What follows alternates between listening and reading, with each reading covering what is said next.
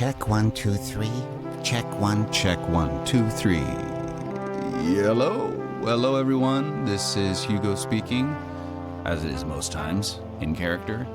If you're listening to this, either you're confused and need to go back to the beginning of the series, or hopefully you finished all the episodes, yay, and are still not sick of me. So thank you.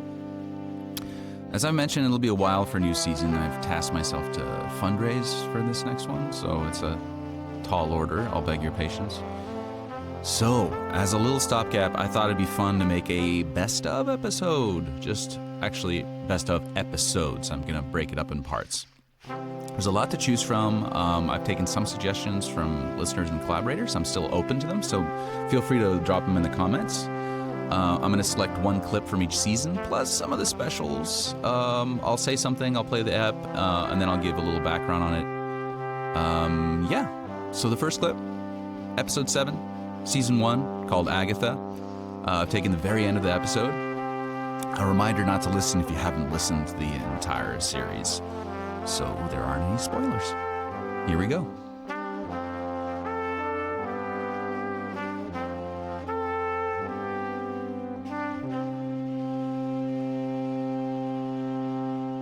I would walk the trails of John Muir in the dark for days on end, breathing in the moist air of the redwoods, the moss below the small sloping waterfalls, catching the gleaming eye of deer and raccoon and mountain lion. I thought perhaps I could surrender to never painting again. I'll kick the habit, I thought. I was there in San Francisco right before Kerouac and Ginsberg. I would cross the bridge and feel the faint breathing of souls as the fog lifted and caressed, undressing me of my insistence that I was all right.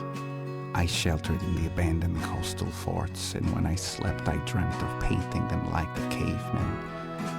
One time I thought I saw a UFO, and another I smoked a joint with a woman who told me all about my past lives. She was not far off. Agatha lived to be over 800 years old. It was nothing to be ashamed of.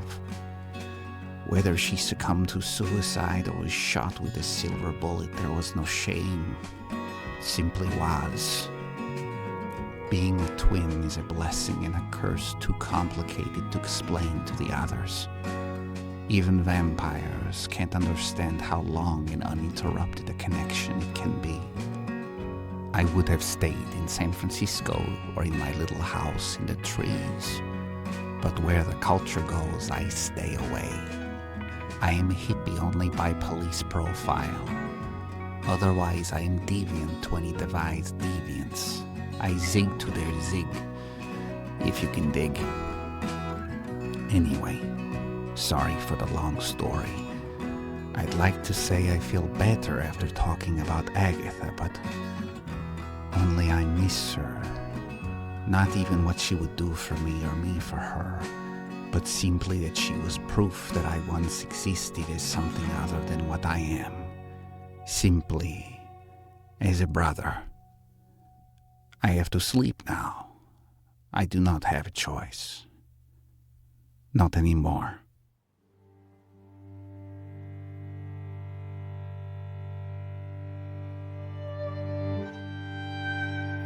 Okay, listening back, the first thing I'll admit, which is something you've probably noticed that was common in the first season, is that I hadn't quite pinpointed Neto's voice yet.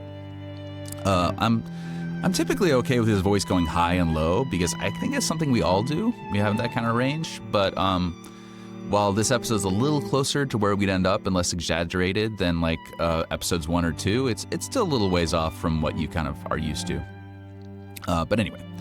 I chose this piece because it's kind of one of the only appearances with Neto of where I was born and raised, the San Francisco Bay Area.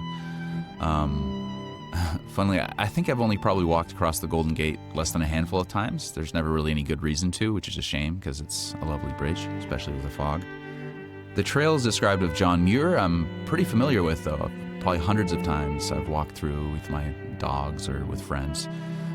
I wouldn't really walk through at night, but I have been at night around the woods and the headlands of Marin County, and I remember seeing the sight of deer with eyes glowing. Though I've thankfully only come across mountain lions at a distance. Aside from that, what else to say? I guess it's sort of the first time where you kind of realize the pain of Neto missing his sister. That's like a familiar theme. And I think it's kind of the heart of the story and really helped me discover and flesh out who Agatha was. And it's kind of an emotional trajectory. I have a cousin named Agatha. It's Agathe in French, though that's only the name is based on her. And then you have the abandoned battlements, which, if you've been there, were there for the Japanese, in preparation for the Japanese invasion of World War II, which, didn't come to the coast. And I also say it's pre-Kerouac, Jack Kerouac, that is, author of On the Road. So it's probably around 1946 or 1950. And I thought it was funny, too, the woman reading about past lives or, reading Neto's past lives. It kind of funnily predicts the 7th season, I think.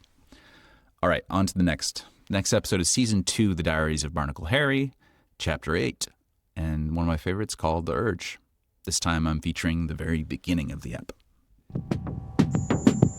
My conscious brain awoke in a state of utter panic. Between my lips was a familiar, unctuous taste. The taste of fresh blood. The boy straddled me. One hand released the ice pick that was dug superficially in my side, and the other, quixotically, his open red umbrella. I heard it click as he let it fall to the ground. He gripped his throat where in a waking dream I had somehow attached myself seconds before, fangs in tow. In the other room I heard the sound of one of my guitars tuning, but realized it was a ringing in my head.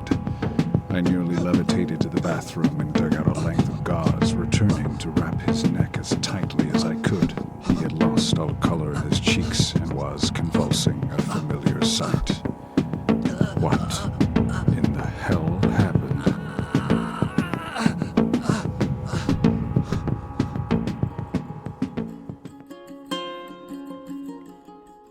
On Fridays, the boy was to make spaghetti and meatballs. He was paranoid sometimes about going out by himself, which I indulged, but this Friday he insisted he'd go alone. I gave him too much cash to go to Bristol Farms on Beverly, but instead he apparently went to the Ralphs on Sunset, coming back with a big logoless paper bag. So, did you hear that buzzing at the beginning of the ep? Well, funnily and kind of cheekily, because I don't know how much I have permission, that's an actual recording from a report I found on YouTube from a secret technology that you can read about or watch a 60 Minutes expose on. It's from the Havana Syndrome, which is a terrible thing that's happened to U.S. and possibly other Secret Service members who have been targeted with this new sonic technology, which has been covered to be real. I don't think listening to it will do anyone any harm. You have to be in the presence of it. Nor do we actually know if that sound actually was the sound, because it's kind of perceived apparently differently by different people. Some people hear it, some people don't, but it gives them like horrible headaches and actual damage. But anyway, you can go down a rabbit hole with that, but that was inspiration for the technology. Next, I'm picking an episode and a scene that my partner found moving. If you'll recall, this was an ep that doesn't really relate that much to the plot and has Neto encountering a young man whose college roommate has just died by suicide, which is rather sad. But, well, it's rather close to my heart, the kind of subject. I work around colleges. But I thought to include the part where the boy gets to pet the bunny. And just a reminder of how important it is to be connected. That's chapter 16, the only one that goes past chapter 11, which is, the continuation. It's season 3 called Salve Regina after a real college down in Newport. And I'll leave you there. More best ofs coming soon. Thanks. Hope you're well.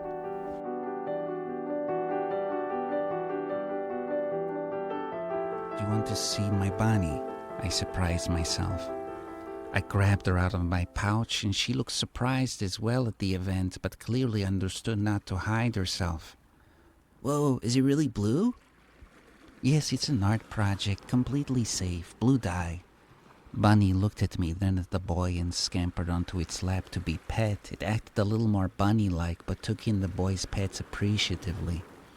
Wow, it's so weird getting to touch something like I haven't touched anything or anyone, only hugging my roommate's mom, but this is like helping. Thank you.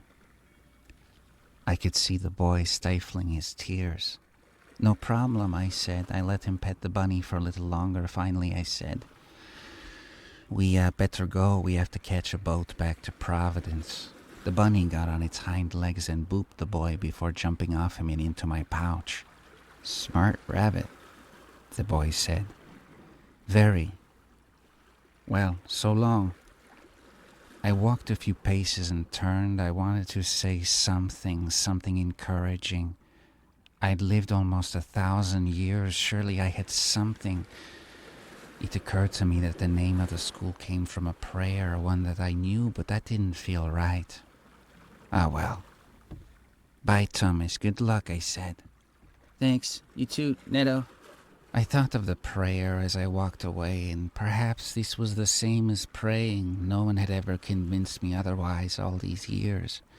It went, "Salve Regina, Mother of Mercy, our life, our sweetness, and our hope. To thee do we cry, poor banished children of Eve.